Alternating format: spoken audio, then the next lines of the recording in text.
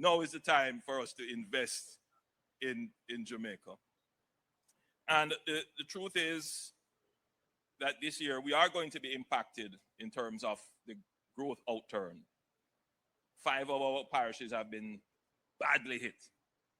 Agriculture, tourism, and other enterprises will be affected. We are moving very quickly to stand up businesses in these parishes and to have the roofs of those who have been affected repaired or replaced. But the only way for us to come out of this is to grow our way out of it. There's no international aid that can recover us. The days of us looking for some country or some benefactor to come and assist, those days are over.